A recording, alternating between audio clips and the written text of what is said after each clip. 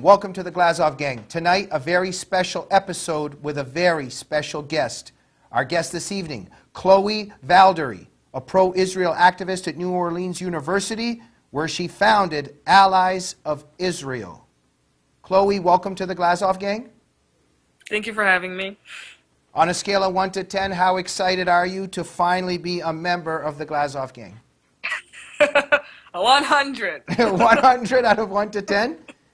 Yes. Okay, Chloé, well, you are a rising sensation and a rising star. Thank you very much for everything that you're doing on behalf of Zionism and your pro-Zionist stand for Israel and human rights in the Islamic world. It's an honor and a privilege. So Thank let you. me introduce you to our viewers then. Let us begin. Number one, first of all, you just wrote a letter, and it was published, I think, in the Jewish press, if I'm correct, to the president of Brandeis, President Fred Lawrence, where you confronted him on recently how they rescinded their, took back and disinvited Ayaan Hirsi Ali. Tell us about your letter. Right, so I'd seen Ayaan Hirsi Ali in a conference 2 days before the news came out about Brandeis revoking the award to her. And my letter was simply, I think, making the point that, you know, if the president of the university desires to carry that same tradition of justice and of, you know, morality that Justice Brandeis has carried and had represented when he was alive, then it would behoove him to give the honorary degree to Ayaan Hirsi Ali because she has championed the rights of women all around the world.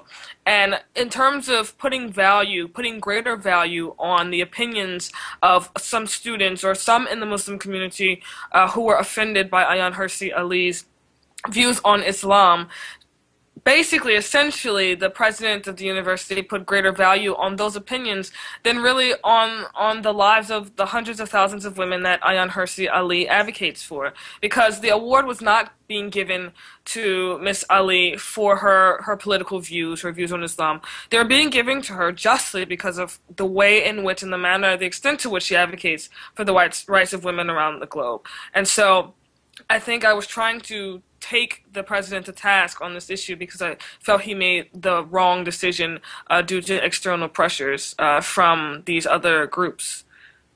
Thank you very much. Very powerful letter. Tell our viewers where they can read it. So, as you said earlier, the letter is on thejewishpress.com. I believe the title is A Letter to Fred Lawrence, President of Brandeis University. Thank you so much, Chloé, for taking this stand for Ayaan Hirsi Ali and calling out Brandeis on its hypocrisy. You know, you're doing so many great things. I was so moved by your video on behalf of Israel. Tell our viewers a bit about that video. So, yes, I did a video, I think it was last year, actually. This video was produced in March, and essentially I'm trying to tell the world about the negative impact of such organizations or such campaigns as BDS. And BDS stands for the Boycott, Divestment, and Sanction Movement, and essentially what they're trying to do is boycott the Jewish state, boycott products that are produced in the Jewish state, and this movement is actually spreading around college campuses, which, you know, I'm a student, I would hate for that campaign to come to my school. And so that video was essentially about telling the world about this issue, trying to wake them up, trying to get them involved, and trying to get them to combat this, because it's another, you know, continuation of the old anti-Semitic libels and slanders against the Jewish people, to boycott the only Jewish state, and to, you know, essentially discriminate against the only Jewish state. So again, I'm trying to raise awareness of that. And the video went viral actually a couple of months ago.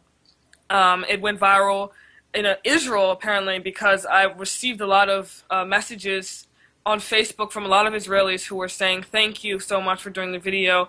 And it was important, I think, and it is important for them to know that many people here in the U.S. support them and stand with them in this fight for justice. Chloé, it was a very powerful video. Tell our viewers how they can take a look at it. Right, so you can go on YouTube.com, and the title of it is the DYF promotional vid. DYF was actually stands for Declare Your Freedom. It was a pro-Zionist, pro-Israel festival we had in New Orleans a couple of weeks ago, and that was the promotional video for that event. So if viewers want to type in DYF promotional vid or my name, Chloé Valdary, Chloé Simone Valdary, then the video will come up. Fantastic. Chloe, let's focus on you for a minute. How did you come to this cause? You consider yourself a Zionist, correct? Correct, absolutely. Tell us how you became passionate about this, and tell us a little bit about what Zionism is and what it means to you, and why you consider yourself a Zionist. So I believe there's a lot of factors that really went into my coming into the Zionist movement. I grew up in a very philo-Semitic household. I grew up in the tradition as a Christian of observing such things as Shabbat and Sukkot and many things that are also common, obviously, in Jewish culture. So I grew up with a profound love of the Jewish people. And I read books and works of literature by such authors as Leon Uris, in high school, actually. Books like Mela 18 and QV7, and eventually I read Exodus, his most famous work, in the summer after I graduated from high school. And when I got to college, I was slowly but surely becoming interested in Israel because of all of these other things that I had encountered in my life. And so I decided to take a couple of international relations classes. And one of those classes, I had the opportunity to do a paper on any topic that I wished. And I decided to research the Arab-Israeli conflict. And when I researched the Arab-Israeli conflict, that was when I discovered all of the anti-Semitism that has been unfortunately stagnant in the Middle East for some time and resurfacing in Europe. And that's when I became alarmed, because I really thought this was a thing of the past. This was a thing that could never affect my generation. And that's when I decided to create my organization on campus, Allies of Israel. That's when I decided to get involved in Israel advocacy. In terms of Zionism, I'm very adamant about us in the pro-Israel community voicing and proclaiming to the world that we're Zionists, particularly because, number one, Zionism as a creed has been slandered and dragged through the mud. It's been defamed by many in the anti-Israel community. It's been called things that it isn't. It's been called racism. It's been called apartheid. It's been called Nazism by some. And really, I think that as people who are pro-Israel, the way we change the debate and the way we begin to move the conversation in a different way is by affirming to ourselves and all those that we encounter that we are Zionists. We must use that word, and we must reinforce it everywhere we go. And Zionism is really a universal principle. It is the Jewish civil rights movement. It is a people who, the movement rather, the expression of a people who had been slaves to the opinions and dictates of the world, from the Assyrians to the Babylonians, to the Greeks, to the Romans. They were enslaved and exiled by many, many governments. And what happened was they were liberated. And it's an amazing, amazing thing in human history that we should celebrate. And Zionism, of course, is really realized in the reestablishment of the Jewish state in 1948. And so it's not only a triumph of the Jewish people, it's not only a representation of the Jewish civil rights movement, it's a triumph of all of humanity, because it speaks to the spirit of humanity, it speaks to our will to survive, and it speaks to our will to be free. And that is why we in the pro-Israel community should never be ashamed to be Zionists, but we should proclaim it to the world and spread it throughout the world wherever we go. Chloe, in a sentence or two, what is Zionism? What does it mean to be a Zionist? Can you crystallize it? Correct, absolutely.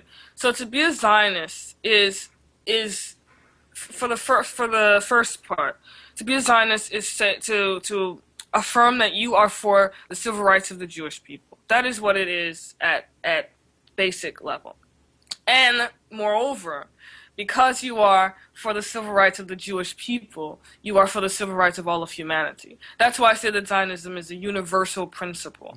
Much like the civil rights movement here in the United States spoke to the liberation of blacks, of African Americans, of my people, out of the pangs of Jim Crow South and out of the horrible laws that were foisted upon us, Zionism speaks to the freedoms that the Jewish people were able to receive out of the horrible history of slavery and oppression that they had to go through. And it is obviously interlinked with their right to have Israel and to live in Israel and to live in security in Israel, in their own homeland.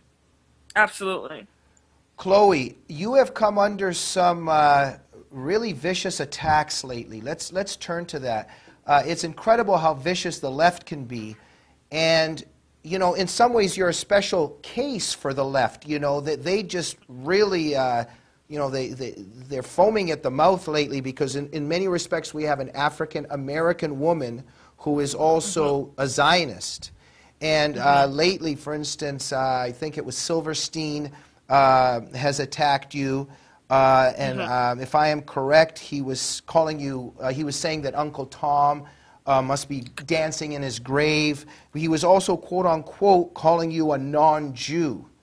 Correct. I think it was him, or maybe came from some other quarters.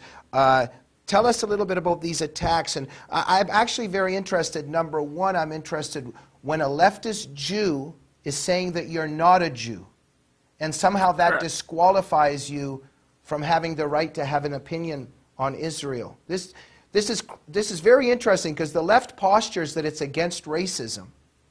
And yet, all of a sudden, leftist Jews are saying that you cannot speak on this issue because you're not a Jew. What does this mean exactly? What does this say about the left? Well, it's really precisely what you just said. I mean, the whole idea that because I'm not a Jew, I'm not allowed to have an opinion on this issue. I mean, that's what Richard Silverstein presumably thinks.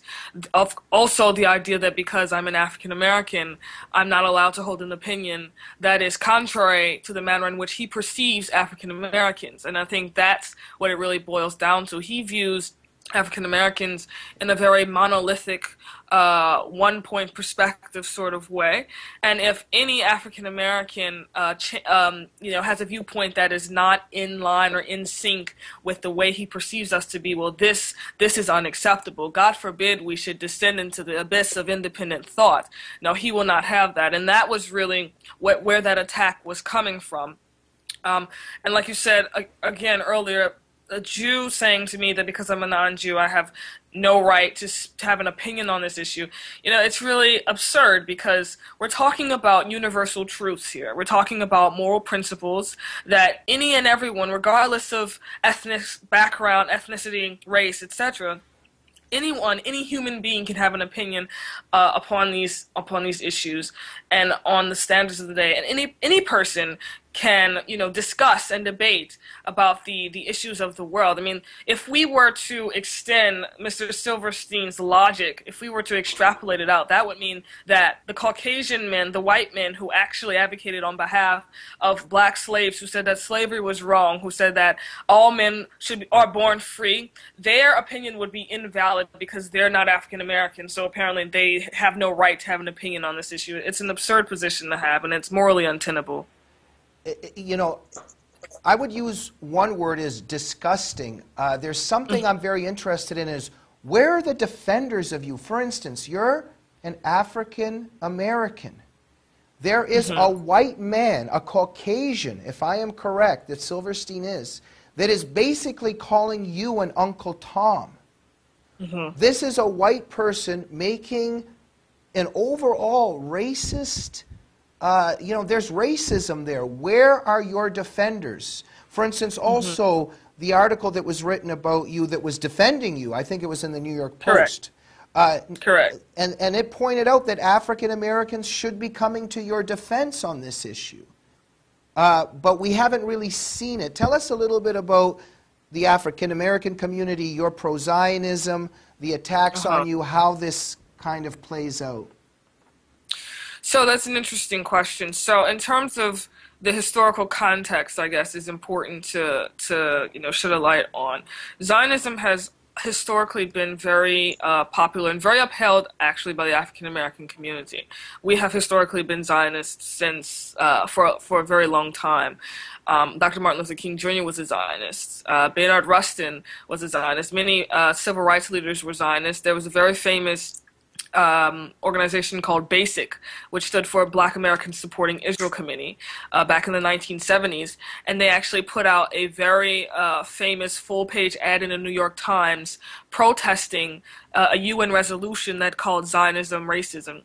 And what that letter said in the New York Times was, we know what racism is. We have gone through it. We have gone through 400 years of slavery.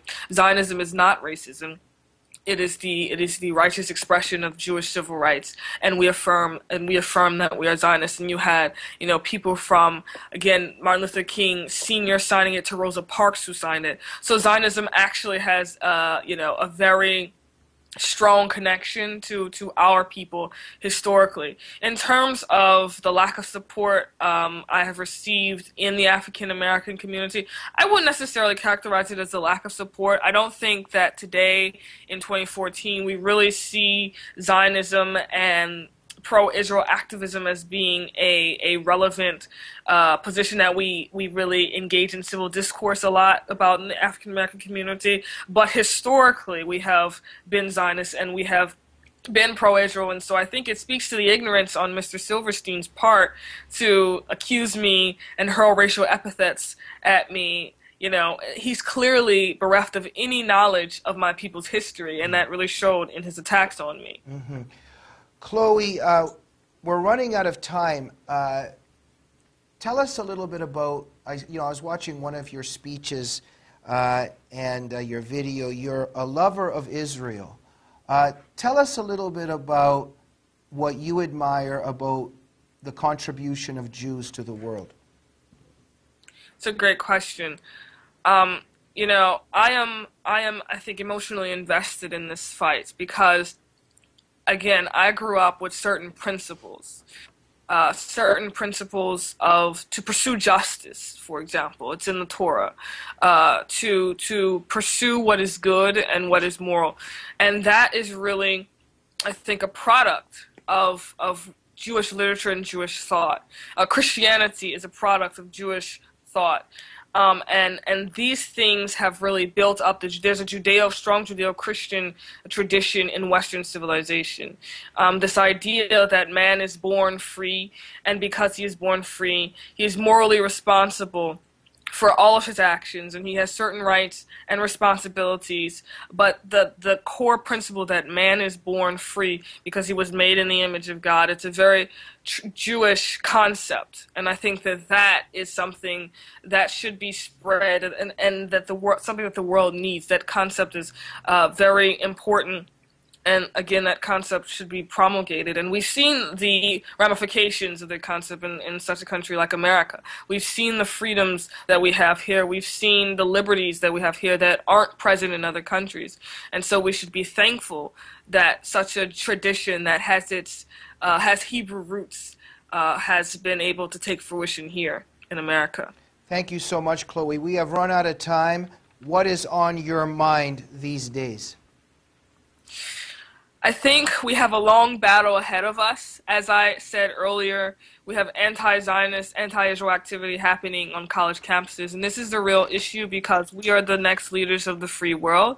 It is important that we ascertain the truth and we distinguish the truth from the lies, and so, we in the pro-Israel community have a long fight ahead of us, but we are willing to fight that fight, and we're willing to go to battle, and we're willing to stand and affirm that we are Zionists, and we're not afraid anymore to say this, and we will not be intimidated, whether it's on the college campus, whether it's in the media, wherever we go, wherever we walk. We will walk in the spirit and the tradition of justice that Zionism has represented since its existence, since its creation.